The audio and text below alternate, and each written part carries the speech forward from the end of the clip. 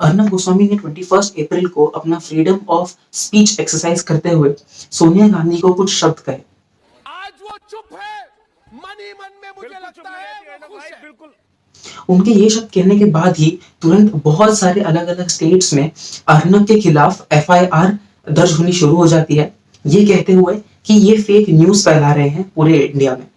ये एफआईआर बहुत सारी जगह से आती हैं, जैसे मध्य प्रदेश, महाराष्ट्र, तेलंगाना, झारखंड और जम्मू एंड कश्मीर।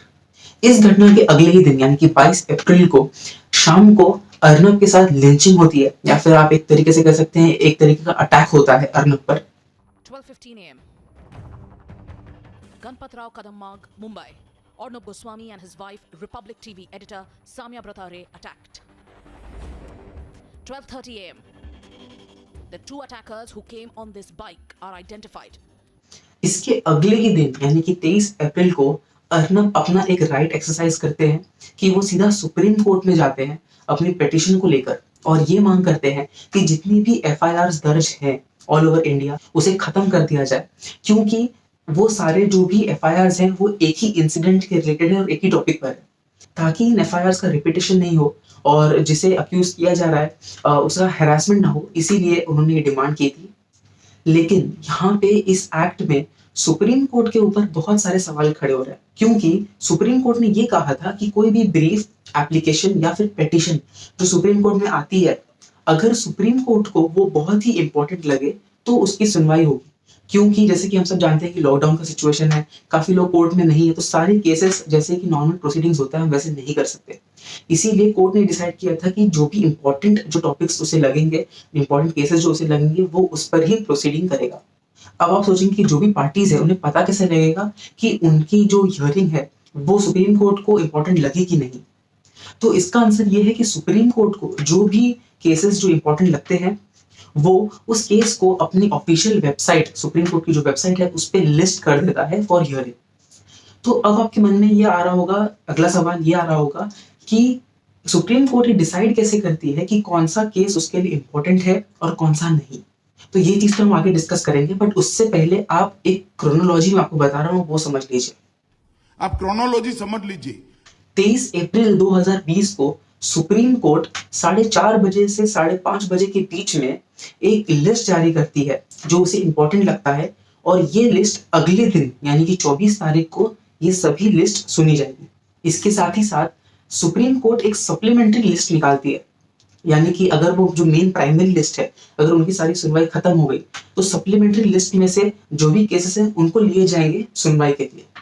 तो ये जो सप्लीमेंट्री लिस्ट है इसे उसके जस्ट 1 घंटे बाद यानी कि 6:30 से 7:30 बजे के बीच में ये लिस्ट निकाली गई थी, यानी कि केस 24 तारीख के लिए पूरा सेट था कि ये केस अगले दिन सुप्रीम कोर्ट सुनवाई करने वाली है। और अब तक मैं बता दूं आपको कि ये दोनों लिस्ट में Arnab Ranjan Goswami versus union of India ये केस कहीं नहीं था। अब सुप्रीम कोर्ट के वेबसाइट के ही मुताबिक अर्नब ने अपनी केस यानी कि जो पिटीशन फाइल किया था वो किया था 8:07 PM ऑन 23 अप्रैल 2020, और इसी के ठीक 1 घंटे बाद यानी कि 9:07 में एक एडिशनल पेज जारी होता है, वो भी अगले दिन के लिए, कि अर्नब का जो केस है उसकी लिस्टिंग हो जाती है। यानी कि आप ऐसा समझिए कि मैंने आज रात को 8 बजे एक केस फाइल किया जिसकी हियरिंग कल सुबह 10:30 बजे की रखी जाती है, और 9 बजे के करीब इसका एक इंटीमेशन भी आ जाता है जब सुप्रीम कोर्ट अपने ही जो वो इशू करती है जो भी केसेस, नंबर ऑफ केसेस जो कल सुनेगी, उसमें एक एडिशनल पेज जारी करके Arnab Ranjan Goswami versus union of India ये केस को ऐड करती है। अब आप सोच रहे होंगे कि ये तो अच्छी बात है, सुप्रीम कोर्ट इतनी जल्दी सारे केसेस डील कर रही है, बट यहाँ पे प्रॉब्लम ये आती है कि सुप्रीम कोर्ट ने खुद 15 अप्रैल को एक स्टैंडर्ड ऑपरेटिंग प्रोसीजर इसे एस्टैब्लिश किया था ताकि वो लॉकडाउन में इंपॉर्टेंट जो भी केसेस है उसे उसकी सुनवाई कर सके। और इसी प्रोसीजर में एक प्रोसेस था जिसमें ये कहा गया था कि कोई भी एप्लीकेशन अगर इंपॉर्टेंट हो या ना इंपॉर्टेंट हो उसे कम से कम 2 दिन प्रोसेस अंडर प्रोसेस में ही रखा जाएगा, उसके बाद वो फाइल आगे जाएगी। यानी कि टेक्निकली अर्नब का केस अगर 8-7 बजे 23 तारीख को आता है तो वो अगले दिन के 5 बजे तक उसका कुछ नहीं हो रहा। यानी कि अब ये केस 27 तारीख को डेट होना चाहिए था, यानी कि सुप्रीम कोर्ट को टेक्निकली इस केस की सुनवाई 27 तारीख को करनी चाहिए थी according to the operating procedures जो सुप्रीम कोर्ट ने ही दिए हैं। दूसरी बात, सुप्रीम कोर्ट ने 2 मेंबर की एक कमेटी रखी है जो डिसाइड करती है कि ये केस इंपॉर्टेंट है या नहीं, और ये कमेटी सिर्फ 9 से लेकर 5 बजे तक ही बैठती है। तो यहाँ पे ये समझ में नहीं आ रहा कि जब अर्नब ने अपना केस 8 बजे रात को फाइल किया है, जब ये दोनों कमेटी मेंबर्स जब या तो ऑफिस से चले गए हो या फिर स्टे कर रहे हो, क्योंकि कई बार कोर्ट की जो प्रोसीडिंग्स होती है कई बार वो एक्सटेंड कर दी जाती है, जैसे कि हमने दिल्ली राइट्स केस में देखा कि कोर्ट रात रात तक खुला था। बट स्टिल कोई भी व्यक्ति को अपना केस डालना और ये कन्विंस करना कि ये केस बहुत इंपॉर्टेंट है, वो भी इतना कि इसे अगले ही दिन सुबह 10:30 बजे की सुनवाई दी जाए, ये मुझे थोड़ा गड़बड़ लग रहा है। तो मैं एक लॉ स्टूडेंट हूँ और एक लॉ फ्रेटर्निटी का ही एक हिस्सा हूँ, तो ये जानना मेरे लिए बहुत जरूरी है कि आखिर ऐसा कैसे हो सकता है कि कोई भी व्यक्ति अपने केस को इतना जल्दी जो क्यू होती है उसमें इतना जल्दी आप मूव कर पाए, वो भी जब आपको कमेटी मेंबर्स को कन्विंस करना हो कि ये केस इंपॉर्टेंट है या नहीं। यहाँ पे हैरानी की बात ये है कि उन्हें अप्रूवल ऑफ अर्जेंसी भी मिल जाती है, जबकि इस केस में मेरे लिए ऐसी कोई अर्जेंसी नहीं थी। ना ही अर्नब जी अरेस्ट हो रहे थे, ना ही उन पर कोई सीरियस चार्जेस थे। तो ऐसी क्या अर्जेंसी थी कि सुप्रीम कोर्ट के जो कमेटी मेंबर्स थे और खुद सुप्रीम कोर्ट, उन्हें इस केस को इतना आगे करना पड़ा कि खुद के प्रोटोकॉल्स को तोड़कर उन्होंने इस केस को अगले ही दिन सुबह 10:30 बजे रख दिया।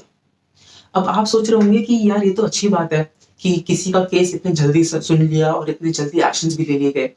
बट यहाँ पे मेरा क्वेश्चन है कि सुप्रीम कोर्ट ही डिसाइड कैसे करती है कि कोई केस अर्जेंट है या नहीं। अब मैं आपको बताता हूँ क्यों। एक पेटिशन फाइल किया था 17 अप्रैल को ये टॉपिक पर कि माइग्रेंट वर्कर्स है, यानी कि जो भी लेबर्स हैं, जो रास्ते पे हैं, जो ट्रैवल कर रहे हैं, अपने घरों की तरफ जा रहे हैं, क्योंकि उनके पास पैसे नहीं है, कोई साधन नहीं है, ट्रांसपोर्ट नहीं है, तो ऐसे लोगों की प्रॉपर स्क्रीनिंग करवाकर, प्रॉपर कुछ व्हीकल्स देकर, फिर ट्रांसपोर्ट फैसिलिटी देकर इन्हें अपने अपने नेटिव प्लेसेस में भेजा जाए। इस टॉपिक पर सुनवाई की गई 27 अप्रैल 2020 को, यानी कि पूरे 10 दिन बाद। 17 को केस डाला गया, 27 को इसकी सुनवाई हुई। अब मेरे को ये समझ में नहीं आ रहा है कि अर्नब का केस इंपॉर्टेंट है कि यहाँ पे इतने सारे जो लेबर्स हैं, जो माइग्रेंट वर्कर्स हैं, जो धूप में चल रहे हैं, जहाँ पे 22 लोग के मरने की रिपोर्ट आई है जब वो घर तक चल के जा रहे थे। ये वो माइग्रेंट लेबर्स हैं जिनके पास न खाना है, न पानी है, न रहने का कोई ठीक घर, न ही कोई ठिकाना। आप खुद ही देखिए कि ये माइग्रेंट वर्कर्स को कैसे जाने के लिए मजबूर होना पड़ रहा है अपने घर।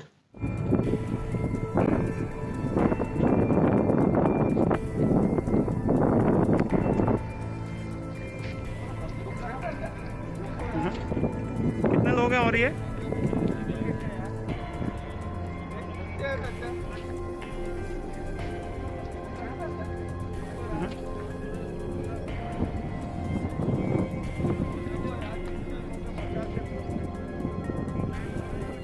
तो मेरा सिर्फ एक ही सवाल है कि ऐसा क्या अर्जेंसी था अर्नब के केस में कि सुप्रीम कोर्ट को अर्नब का केस ज्यादा अर्जेंट लगा, अगर हम अर्नब के केस को माइग्रेंट वर्कर्स के केस से कंपेयर करें तो।